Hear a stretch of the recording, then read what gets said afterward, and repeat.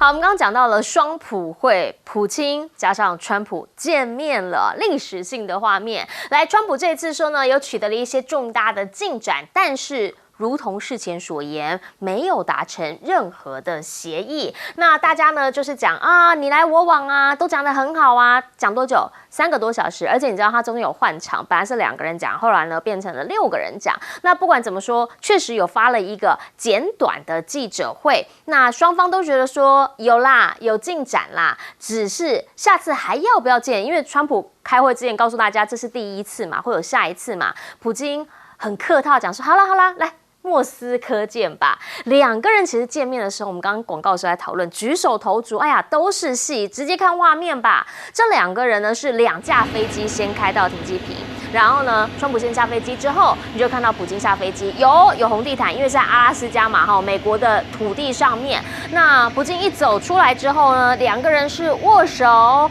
然后笑得非常的热烈。那基本上啦。好朋友，老朋友，对不对啊？也不是太陌生，所以呢，他们就邀请，普京很给他面子，直接坐上川普的野兽啊 ，Beast 就走了。那可是呢，过程当中比较有趣的是这一点了，因为很少去迎接人家。你看旁边那个战机排的有多少台，然后呢，再看看空中，因为就他们走到红毯走到一半的时候，你看空中这个就是1架 B2，然后旁边4架这个 F-35，就一个列队。就直接从他头上这样飞过去，所以大家就要讲说，不是吧？你红毯是尊敬，那从旁边飞过去，算不算是一种武力展示呢？告诉他说，你看看哦，我其实这个 muscle 还不小，还蛮大的哦，而且2个人头在同一台车里面。没有别人，所以大家就问，这个时候到底在谈些什么秘辛？这一点大家就很好奇了。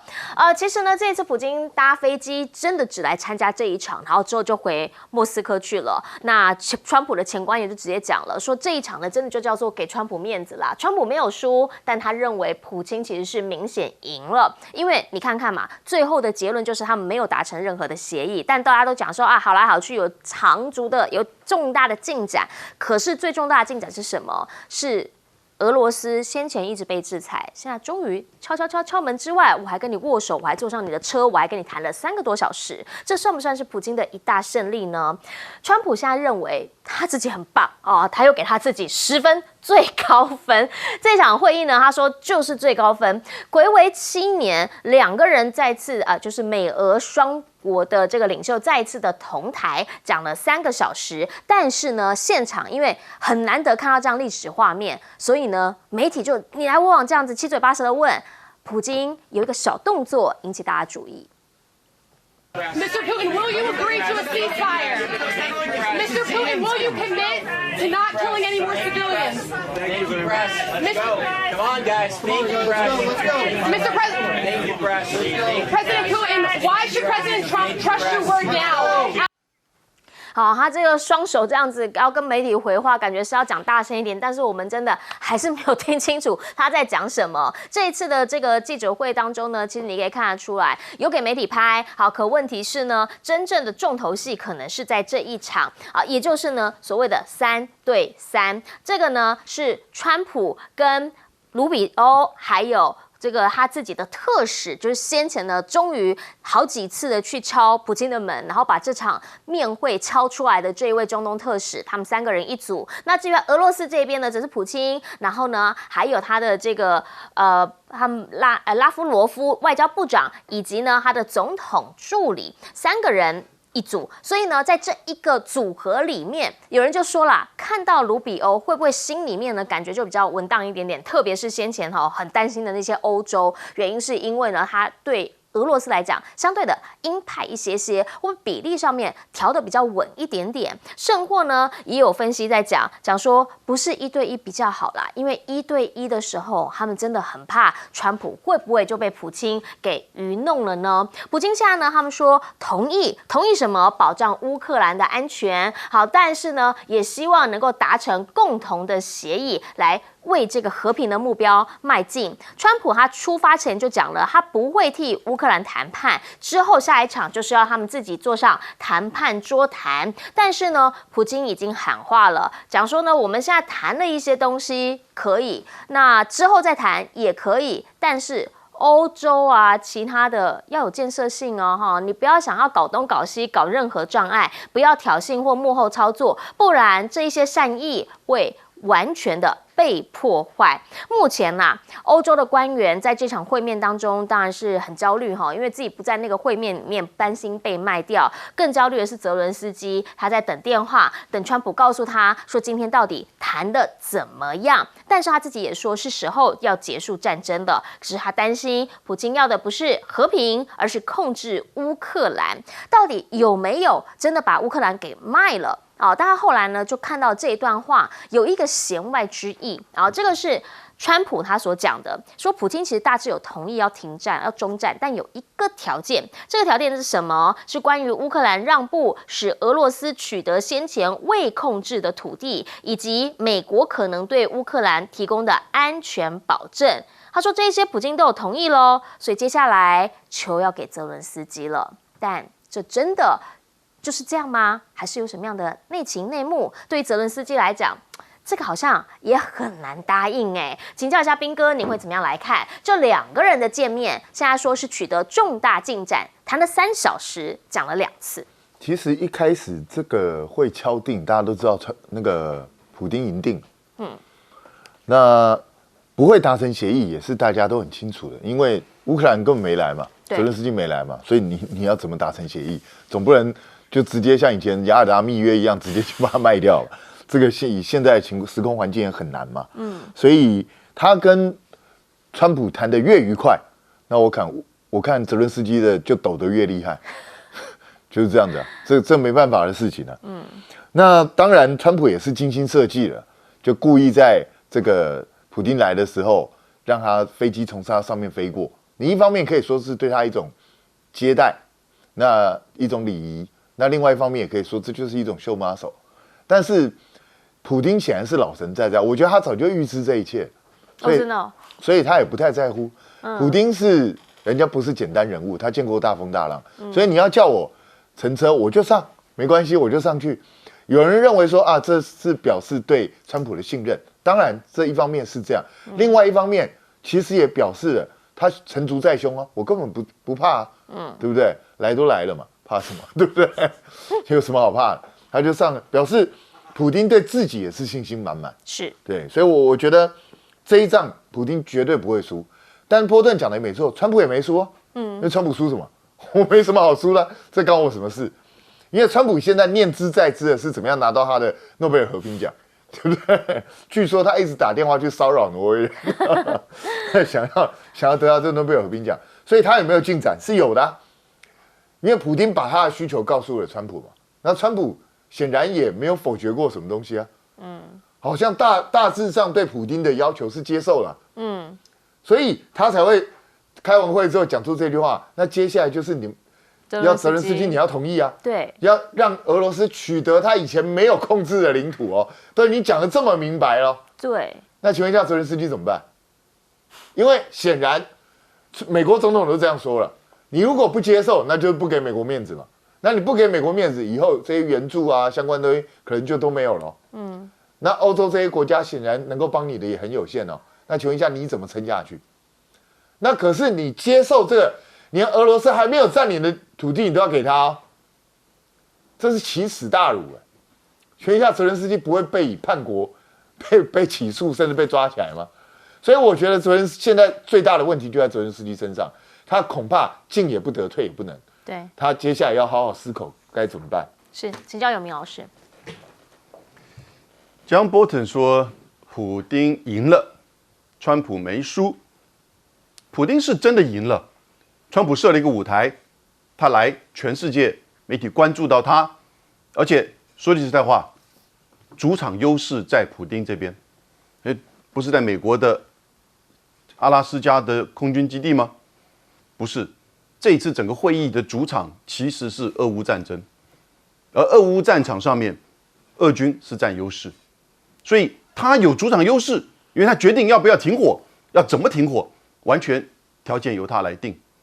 而川普说是没有输，我觉得川普没有赢，但以川普过去喜欢做交易的这个个性，没有赢就是输了。当然，你可以说他把刚开始设定的期待的这些条件期待值很低很低。他刚才说我们不会有协议，所以没有协议。他刚才也说我是来倾听的，所以这个不是高峰会，这个就是两个人谈话会。而且我认为一定多半都是川普在听普丁讲，一定是两个人讲话，其他只是伴随旁边在记笔记，扣掉了一半的翻译，其实大半应该都是普丁讲。普丁跟俄罗斯跟乌克兰彼此之间完全没有交叠，没有交集。那川普想要中间找到一个他能够达成立即停火的，因此他得到诺贝尔和平奖。俄罗斯说你要先撤军，而且要从整个4个州，这4个州里面有3个州其实俄军还没有完全占领。然后呢，你要先承诺不加入北约，我才停火。乌克兰说你要先这个停火，然后呢，你要保障我的安全，我才愿意跟你谈领土。所以现在完全找不到这种交叠的地方。关键是川普不是拜登，那川普也不愿意再持续的提供俄乌战场上太多的这个援助了。今天普丁讲了一句话，他说2022年如果是川普的话，俄乌战争不会发生。大部分的分析师都认为这是真的，但不是在找罪犯，而是在去分析决策者的个人的这个意志，会影响到。那川普在这个俄乌战争的停火上，他的意志跟他在之前支持以色列打加萨，以及动用美军的力量去打伊朗的核设施完全不一样。在那个地方，以色列的案子，你看到美军的力量，川普的意志。但是在俄乌战争上面，他基本上他只想拿奖，所以就看到他后来出来说，我接下来就安排普京跟泽伦斯基见面，所以连川普这个双普二会会不会有我们不知道，但是普京不会马上的跟泽伦斯基见面，因为他们彼此之间的差距太远了。显然川普刚开始的时候有飞机飞过，像他的小阅兵。出来之后呢，你看他那个失落感、失望感，没有得到立即的暂时停火，奖没了。那接下来丢给欧洲、乌克兰，你们自己处理吧。是，请教一下李将军。我们现在只看到美国的这种 B2 轰炸机带着 F-35，地面上面停的是 F-22。普京不是吃素的，普京你知道他这架专机过来，他伴飞的飞机是什么吗？苏57哈，你是5代机，我也是5代机哈。其实但是因为这个镜头没有拍出来，所以大家都不晓得。那第二个来讲的话，刚刚讲到，其实我们经常讲一句话，你在谈判桌上面你想要到的，你必须在战场上面也要拿到哈。那我将这个战场上面一个最新的一个战况跟大家做一个报告哈。这个我只讲一个地方啊，这个红军城这个地方，红军城大概只剩下大概本周因为普京我认为他已经下了死命令了，这个非拿下来不可，可能这个礼拜可能就结束了哈。但是我请大家特别注意到的是，这个突出部哈，这个突出部总共有16公里，你知道俄军只用一天的时间向前面推进了16公里，16公里是什么概念呢？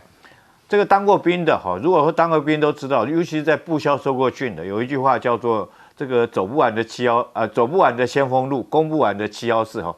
这女生可能不知道，当过兵的都知道这句话，因为那就是一个步兵连呢，从攻击发起线开始到攻占山头，一个连一天攻击的距离大概200公尺，那他这一次突进16公里，你知道我是用这段话来告诉各位说，一个连的攻击一天大概它的进度就是200公尺而已。那为什么只有200公尺？因为你后面来讲的话，你弹药要送上来，你的伤患要后送哈。那如果说是装甲部队，然后顶多再往前面推个1公里左右，因为你的油料要送上来，不然战车没有油；你的炮弹要送来，你的炮兵火力支援部队要变换阵地，要往前面推进。所以我们的准则上面，大概作战的规范上面来讲，一天了不起，就算你追击好了，大概1-2公里，他一天打16公里，什么概念呢？我跟你讲，那就简单一句话就可以形容。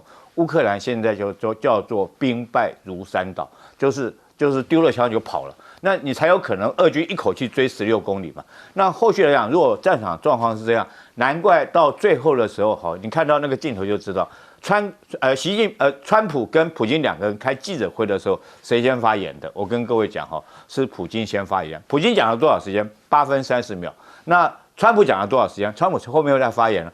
川普讲的时间只有3分30秒。那川普什么时候变得这么谦虚有礼这么有节制的？我们就知道，从双方这种交手的过程跟战场的态势，其实我看得懂，我相信泽连斯基也看得懂，我相信川普也看得懂，我相信普京也看得懂，然后包括美国的国安高层他们也看得懂，战场是这种状况，你怎么去跟人家谈？我要用一句川普当初跟泽连斯基讲的话，就是回过头来跟川普讲说，你也没有牌可以打了。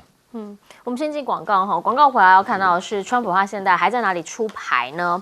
关税战又拿半导体开刀了，哎呀，这个费半已经跌到不知道哪里去了，等回来说。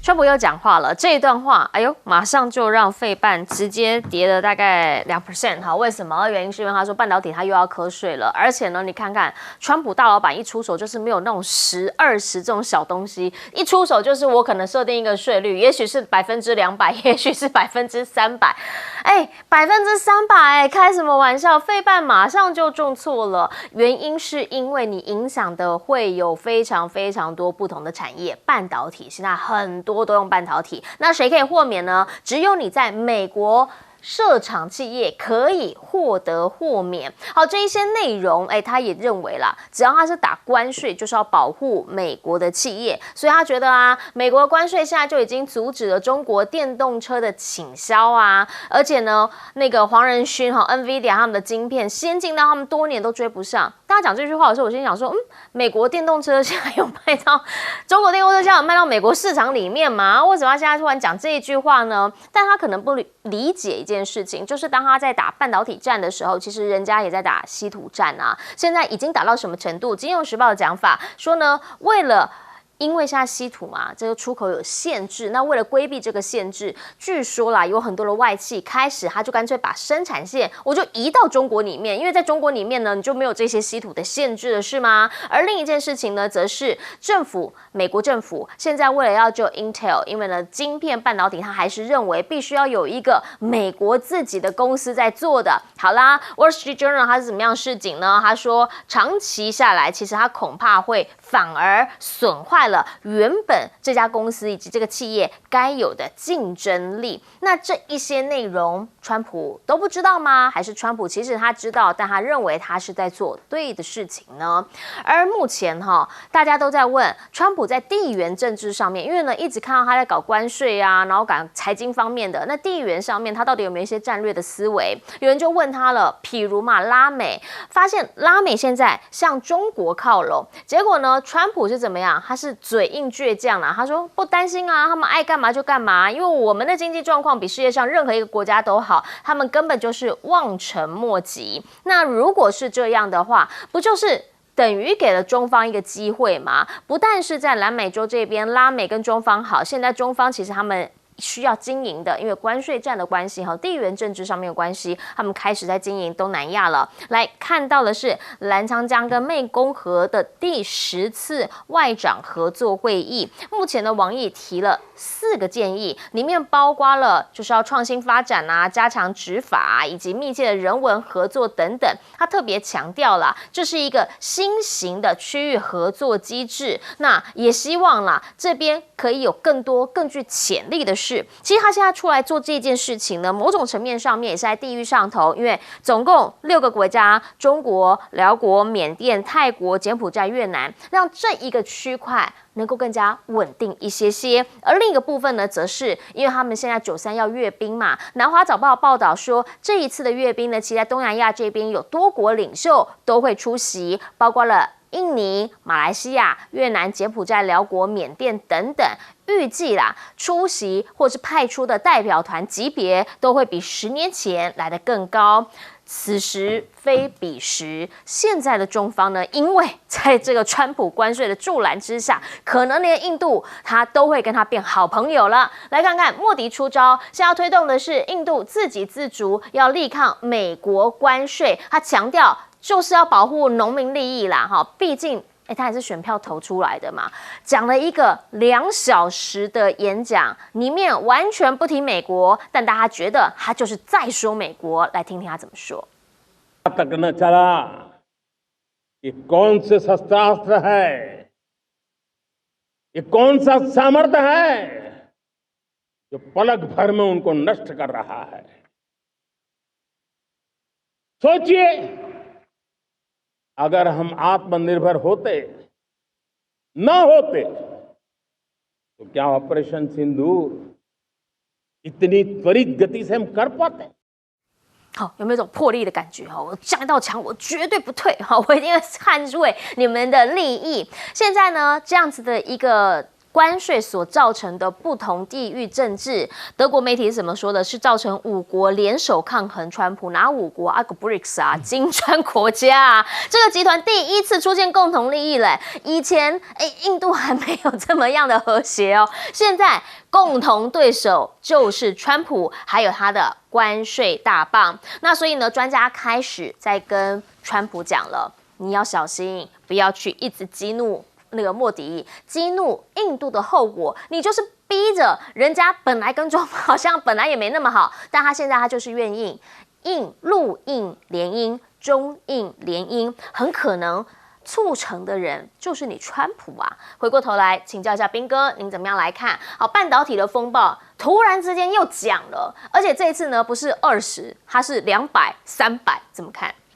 其实老实讲，我觉得川普是故意的。因为他讲这个毫无意义，你想想看，就是美国会进口的就晶片的这些公司，大部分应该都已经在美国设厂，对啊，基本上都是啊。所以你还有什么晶片是需要美国从外国进口？几乎没有。如果真的有的话，那就是这个人又不愿意来设厂，那就是你美国非常需要这个东西，你没有它不行啊。不是这样吗？那你这时候才征高关税，不是在害死自己吗？而且随便一喊200、300，就这样喊，这毫无意义啊！所以你到底在做什么？所以理论上来讲，应该根本已经没有这种晶片了。所以我抱歉，我大胆的揣测，其实川普根本是在炒股票，他在故意放消息，又炒。对啊，我觉得他是在炒股票，不然的话，你喊这毫无意义啊。所以这是做空的。对啊，我觉得故意这样子啊，就故意做空啊，赚一笔，然后过2天他就告诉你啊，我们现在已经不需要去征晶片了，然后怎样的，这征收这些 tariff 关税了，然后可能又涨回来。他最近已经干了好几次这种事了，就是一下放空，一下做多，就是这样的啊。所以我觉得美国人都不能管他吗？这家伙根本是在恶搞。那老实讲，中国大陆当然在晶片上面跟美国还是有段差距，中国大陆也正在努力的想要追赶当中。可是如果讲到电动汽车的话，美国现在基本上在全世界的各大市场是节节败退。那你去守住美国市场也没有用，因为中国大陆的汽车根本也没有进美国市场。对啊，所以我也不知道川普到底在胡说八道些什么东西啊！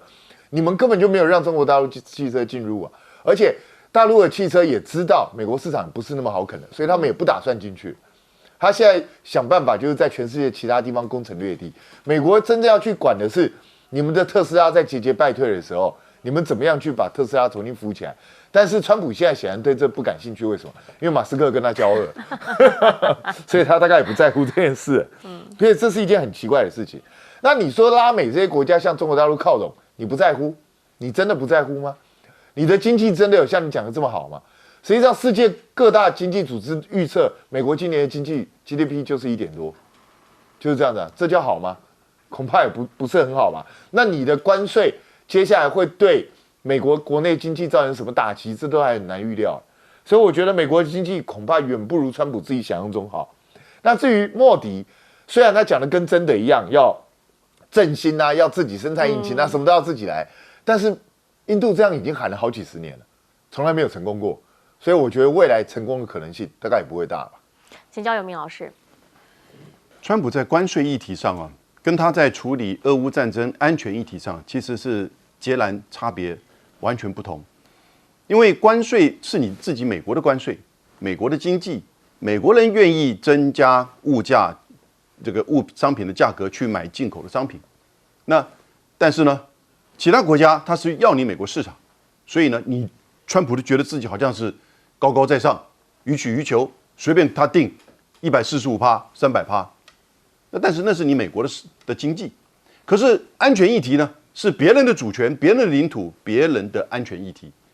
除非你美国愿意全力的军事下去，否则的话呢，不会像你想象那么简单。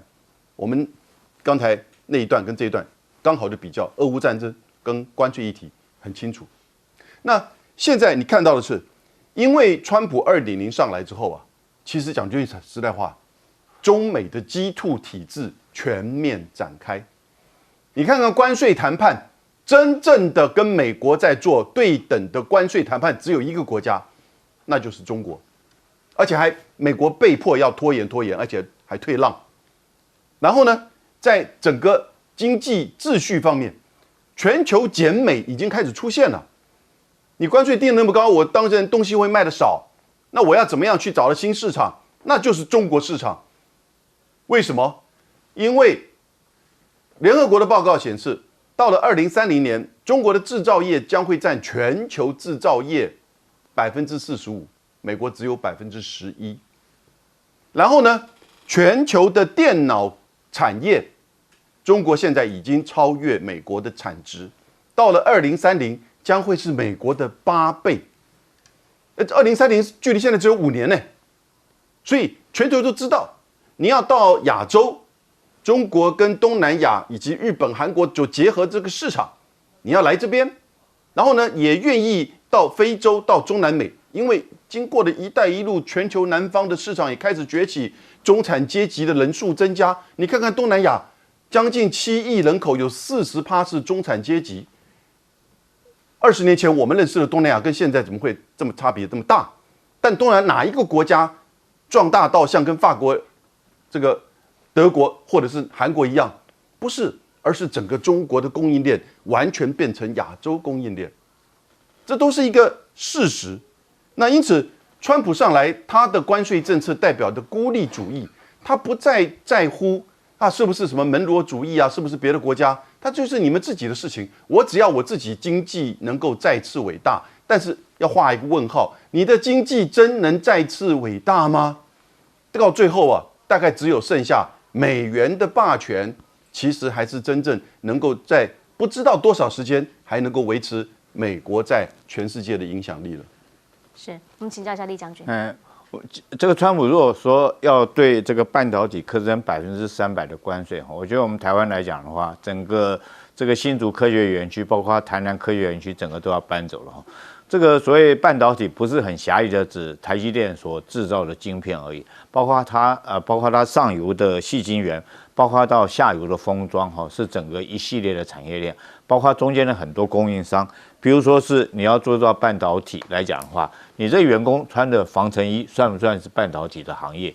你这个制作半导体需要用的气体不是台电自己有气体它那个特殊气体是特殊的供应商来供应的。那譬如说是这个光照像凡轩，它制作那个打那个UV 的紫外线那个光照是属于消耗品，那随时要换。那我随便列举几个跟半导体我们台湾有关的公司，大家应该都听过汉唐啦、亚翔啦、盛辉啦、嘉登啦、凡轩啦，那这些企业是不是你当这个亚利桑那厂台积电在那边设厂之后，他们这些供应商这些东西卖到美国去，是不是要课征300%的关税？那是不是就逼着这些厂商来讲的话，也要到美国去设厂他才可以免除关税？这确实是让我们担心的了但是我们现在也不能过于乐观，说川普一定是他口，到时候一定会转弯。那如果说他硬要这样干的话，我觉得我们台湾所有的半导体的产业整个会被掏空搬到美国去，因为美国这个毕竟来讲的话，省这个关税对他们来讲就差很多。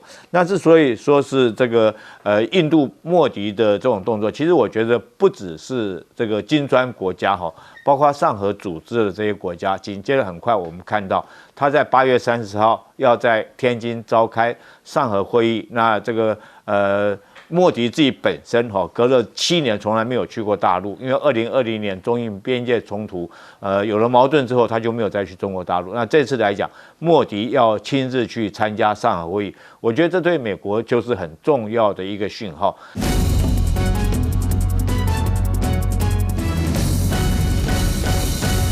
所以了，那么台湾的和平，其实现在全球也在看乌俄，也许会是一个我们可以借鉴的战事吗？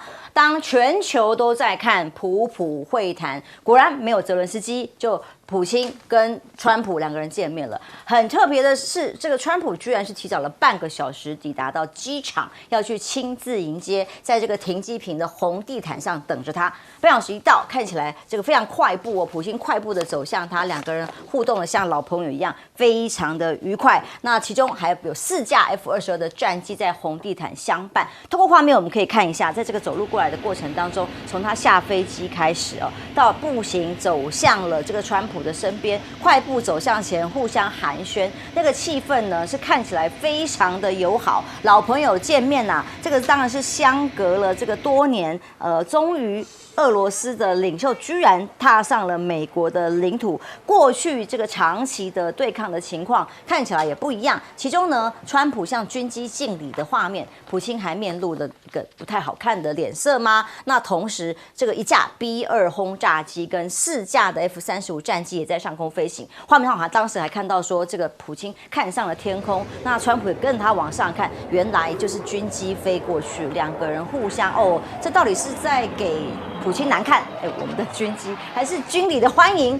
我不知道待会将军怎么解读它，有没有双重的意义在当中？告诉大家，我们的肌肉很强哦。当然，两个人随后登上的是川普专属的防弹专车野兽，被形容也是非常罕见的画面。然后普京看起来很愉快啊，坐在旁边啊，很愉快搭上了川普自己的专车里头。好，普会谈了什么呢？到底谁是赢家呢？甚至被媒体形容叫做高下立判，大家的看法如何呢？因为3小时记者会谈话。不像过去川普很喜欢开 live 直播，这次没有，全程是只有2个人的会面，没有开放。结束之后的记者会12分钟，川普笑容满面召开记者会，更罕见的来了，因为川普一向记者会都是他讲话，什么时候有别人讲话的机会？他的12分钟记者会里头，川普发言不到3分半。大部分都是普京发言8分30秒。普京说，希望今天达成的协议能够成为俄美关系恢复的起点。长期俄罗斯是被抵制的、围堵的，但川普说多所进展，但没有达成协议。那有一些共识，那大家都问到底是什么共识啊？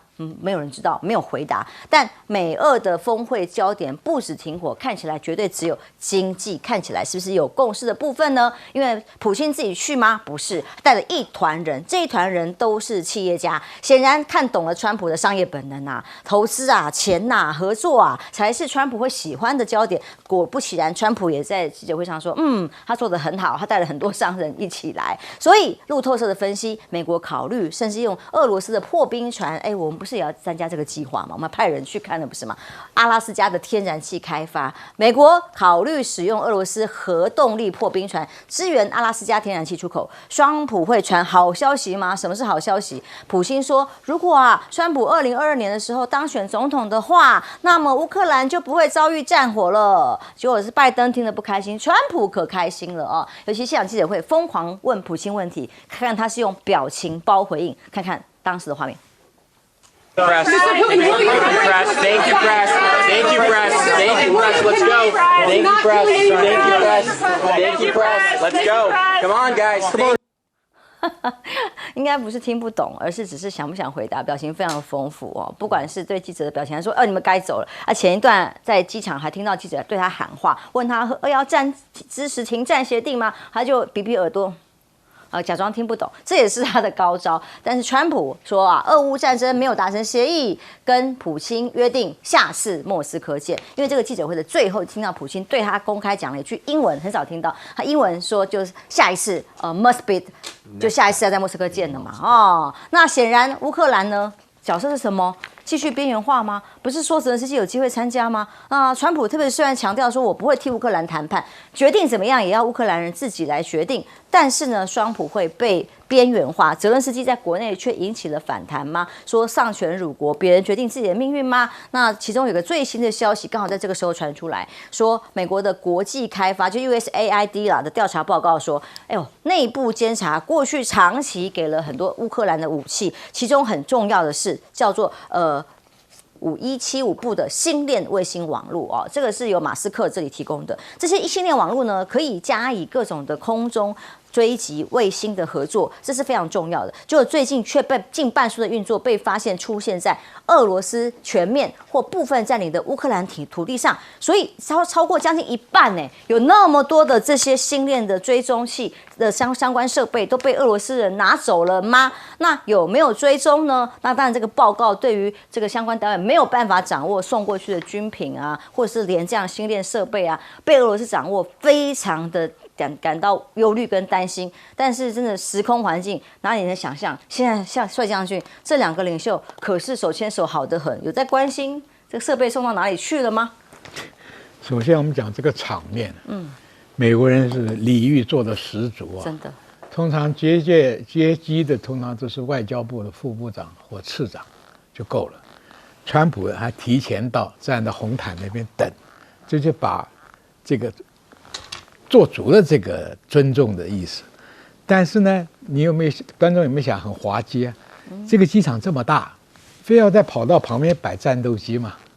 所以我觉得是秀给他看的吗？机场这么大，既然是欢迎场面，有必要摆在那里吗？第二个，你说外国领袖来，我可以派飞机护航，对不对？伴航表示礼遇，没办法，是他们两个上了汽车，天上又飞了 U2， 又飞了这些这个 B2 啊 B2 的这个大型的战略轰炸机，跟这个美国的这个歼20，对不对？这就是有点示威。所以川普心情是基本上普京复杂的。这个会两个领袖都知道，川普自己的底气不足，放的狠话就是说，万一谈不成，我翻脸就走，就给你更严厉的制裁，让你根本受不了。俄罗斯心里暗笑，我死猪不怕开水烫，你制裁了我多少年，你还能怎样？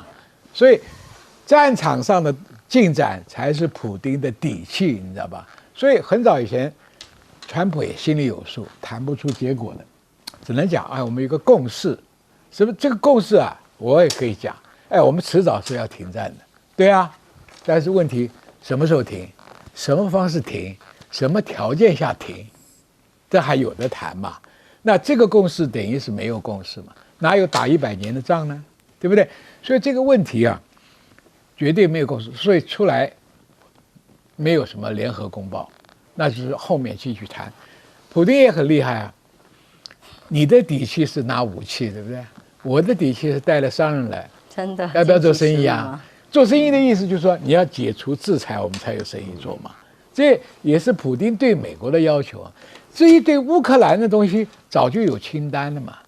那所以俄罗斯川普留了一个尾巴，就说我还要再见泽伦斯基，把俄国的清单拿来看，你能承认多少？对不对？那你承认的多，那我就带你去跟普丁谈。那普丁现在在干什么？既然你现在还有很多次会谈，我不拼命打，我占了更多的地方，对不对？那你根本就没有东西可以跟我交换领土。所以你看，最近俄罗斯的攻势越来越凌厉了，红军生那边已经完成包围了，渗透小组也冲到巷战里面去打了，对不对？到处都收复很多100多平方公里的领土啊！这就是什么？在秋天泛滥季之前，我拿到更大的战果，所以我的条件可以更严苛。他下面有讲得很清楚，我要扎波罗热等4个州，顿内茨克4个州。那这个4个州定义就有很多不一样的解释啊。我说4个州完完整整的4个州，还是说顿内茨克还有30%的不含在内，是实际占领线还是4个州的完整线，这都可以谈。谈完4个州，俄罗斯还可以提，我需要安全缓冲区，涅伯河以西不准有军队，这都是清单里面的东西啊。就看你泽连斯基能够承认多少。所以讲起来，普丁是带了优势去的，因为战争呢是得胜的一方，气势就要大。是。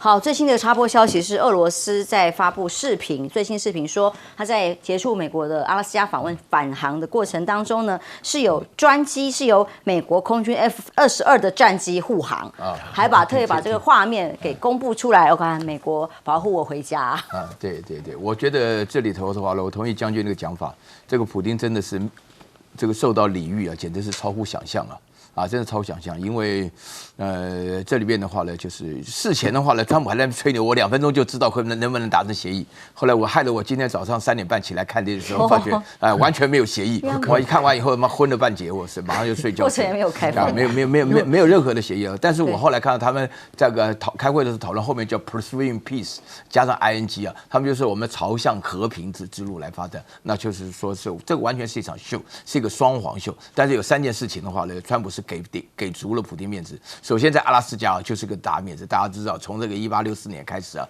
原来是沙皇啊，因为这个卖给这个这沙俄时期卖给这个美国的这个土地阿拉斯加的话呢，那普丁还借着机会跑到阿拉斯加的苏联的飞行员的公墓里面献花啊，这是个非常重要的行动啊，否则的话他连美国的土地都上不去啊，这是第一件事情。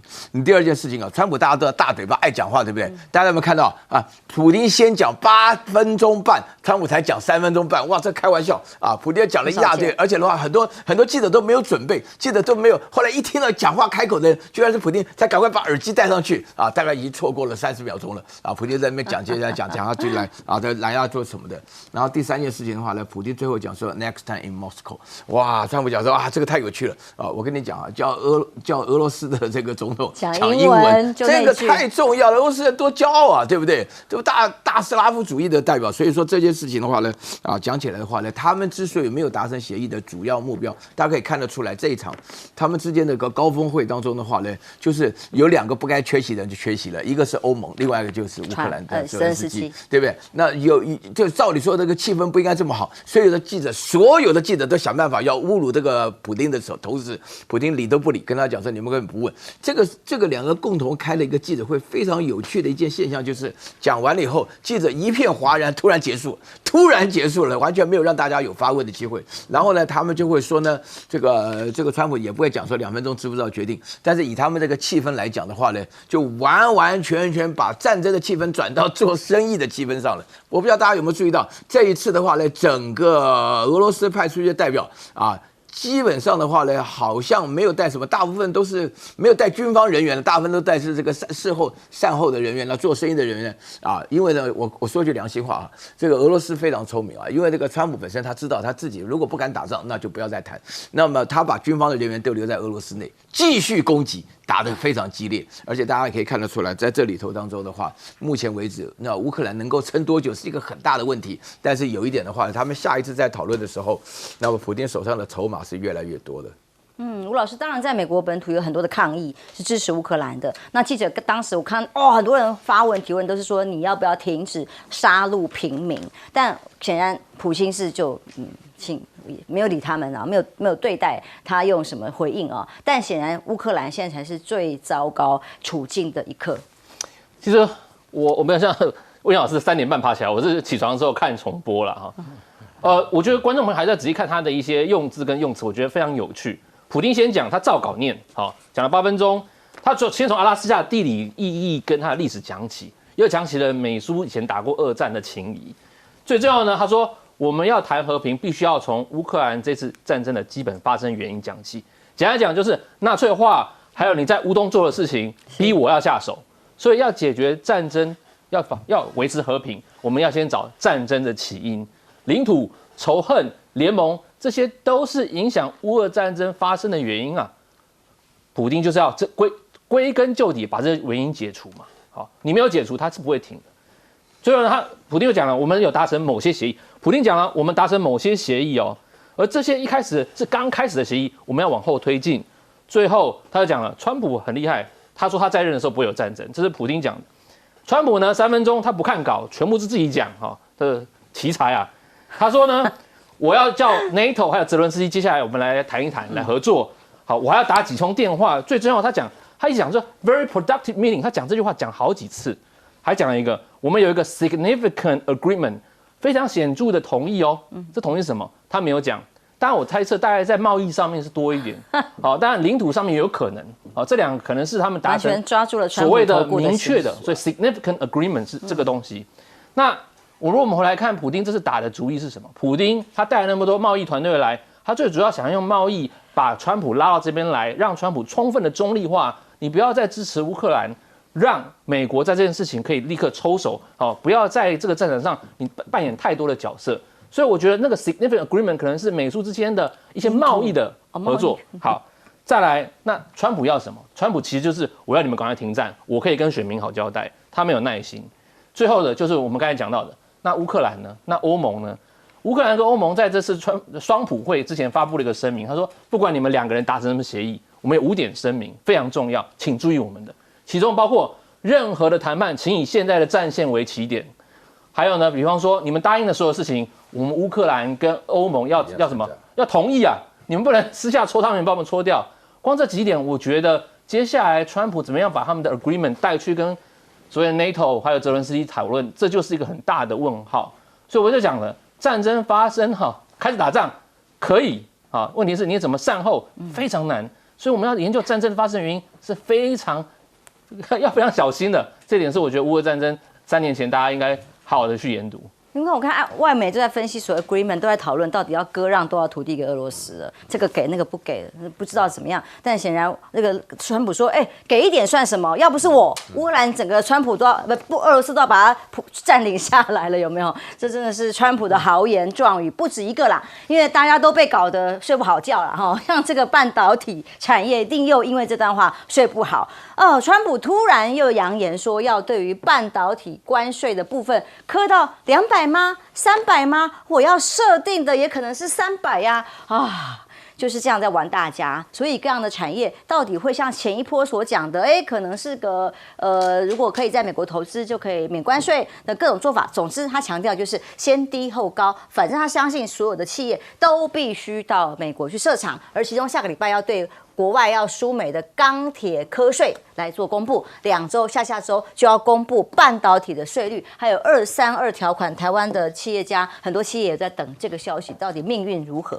但中国大陆呢，看起来不太想管美国了，他们半导体晶片吗？自己来。最新由中国大陆这边宣布，首座电子束光刻机羲之问世了。羲之的公布呢，对于整个科技代表的概念是什么？它的精度已经可以达到0.6奈米，线宽才8奈米，精度可以比肩国际主流设备喽。那当然，王羲之是我们中华文化最重要的书法家，用它来象征什么的？电子束的毛笔能够精密的完成奈米级的刻写，特别是用多次反复这样的光学的技术已经问世了。那各种量子的计算取得了重要突破吗？是不是就可以对抗不管美国要怎么去卡你的半导体晶片，有办法自己来研发跟突破？印度也一样啊。印度到底现在有个最新的消息说，有没有可能所谓的各种关税措施有所改变跟调整？会不会科这么重？但莫迪直接宣布要跟美国开干的概念吗？他说我们的国产晶片年底也要问世了，而且呢自给自足，不管从化肥、喷射机到电动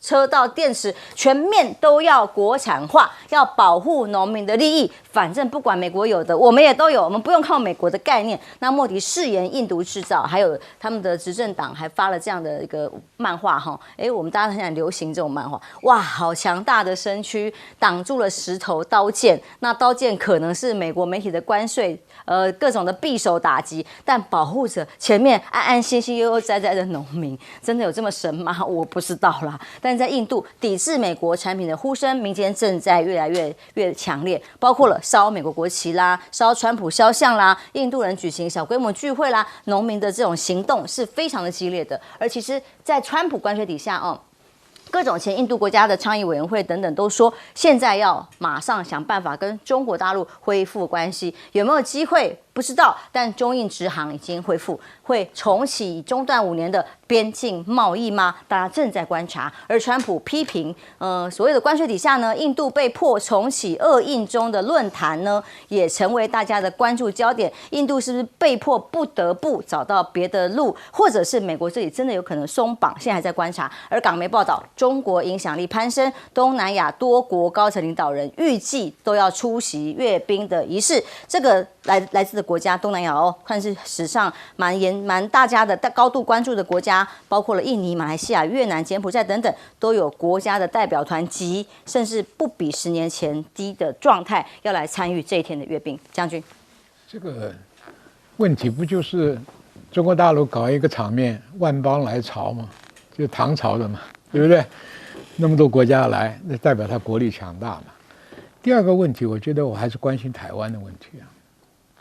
我很早就在你们电视台讲过了，他不是只满意台积电的6个厂，他后面的附加关税可以把你连根刨了，上游、下游、零件产业链通通搬过去，他就是搞这套。今天已经有2亿元的半导体大厂连根挖嘛，连根挖，所以这种强盗土匪这样。第二个，美国跟俄罗斯所讲有意义的协议达成什么东西？我猜，马上美苏的核子协议快要到期了，要不要续签？这个是川普也很关心的，因为普丁没事就在俄乌战场上放话，你们再怎么样，我就用战术性核武。这个普丁又是一个敢说敢做的人啊，不像川普说了可以不算的，所以这个问题。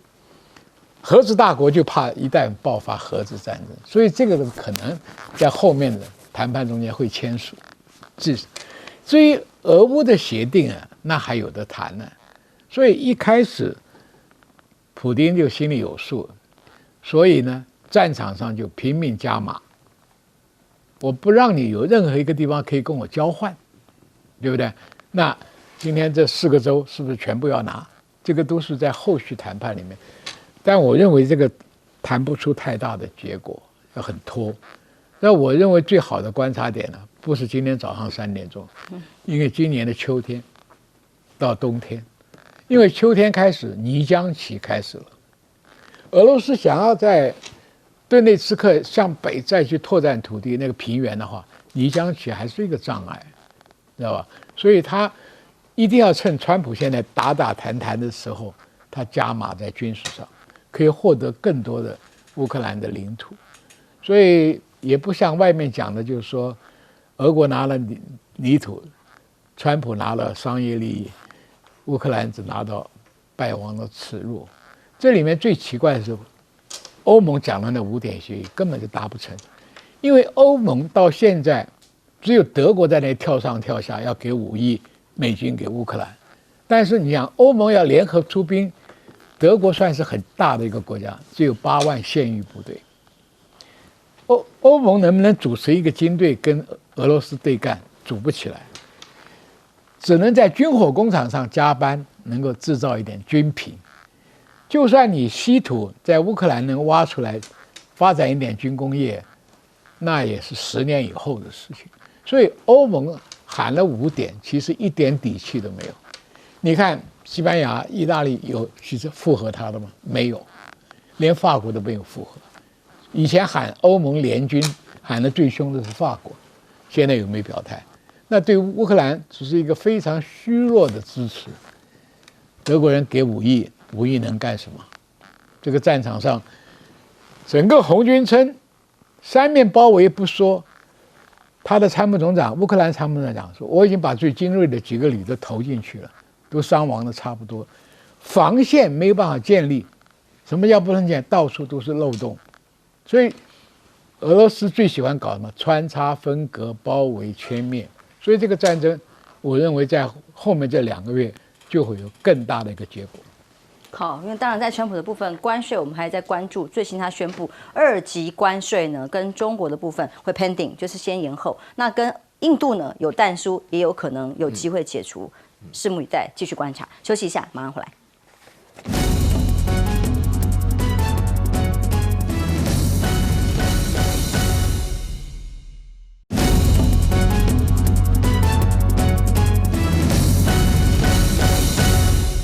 台湾对于半导体的关税这一关还没有真正过去，没有解除危险，但川普反正200、300随便还在讲嘛。那但是呢，像印度的处境跟台湾比起来，感觉他们好像要更决绝的要跟美国对抗嘛。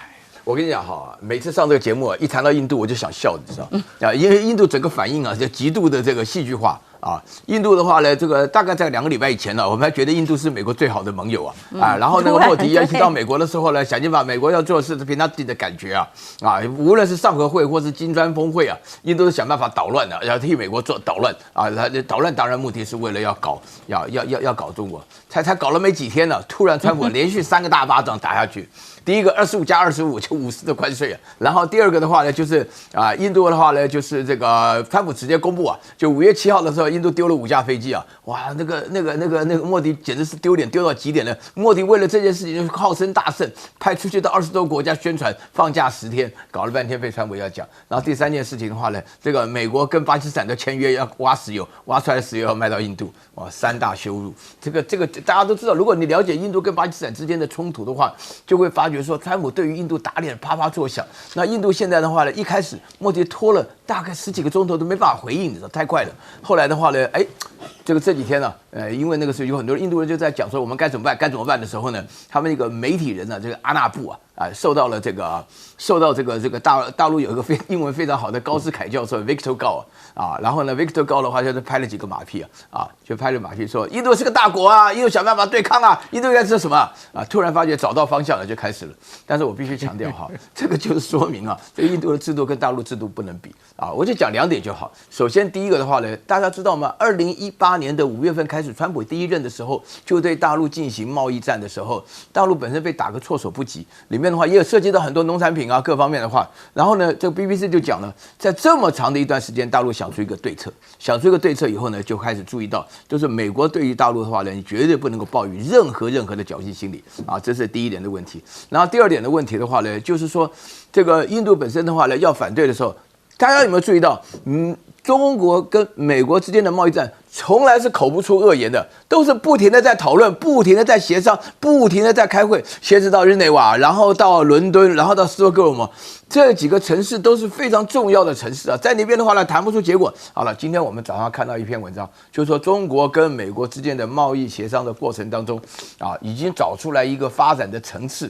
就除了稀土以外的话，还有非常多的地方。我不晓得大家记不记得川普前面讲说圣诞节快到了，你们原来玩30个娃娃，现在只要玩2个就够了。后来发现大家不行，我们非玩30个不可。那这个是美国面对的直接的压力那印度没有这个工业制造的条件想要跟中国学是很困难的。印度是可以心甘情愿跟着中国走，那倒是可以的。除此之外没有别的。但你相信印度的莫迪宣布国产晶片也都要符合？我才不相信的，印度开什么玩笑？这个东西又不是天上掉下来的。我坦白讲，就大陆的那种量子芯片什么的话呢，我稍微有点了解。你到了安徽合肥中国科技大学里面的量子发展整个过程，他们出的文章很多，但是要实用还早的嘞。好，我们休息一下，马上回来。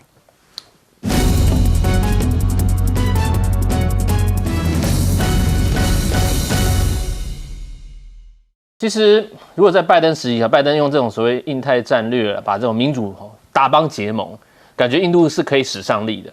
然后再配合上他跟中印之间的不管是边界问题也好，然后呢，我们讲 love and hate， 那感觉拜登一直想要拉着这个印度。问题是川普上来，川普不要用传统冷战这种思维，他利益至上他看到印度就觉得你好像不太听话，不管是石油问题，他跟俄罗斯买石油问题，关税问题。让现在整个美印的关系非常我想严峻了，紧张。那当然有一些观察家认为说，美国这个川普的力道太强你逼迫了把中国跟印度推在一起，把印度往这个中国方面推，把中印俄推在一起，变成未来可能是一个所谓金砖5国，再加上这个地区这个3个强权可能进行更紧密的结合，也有可能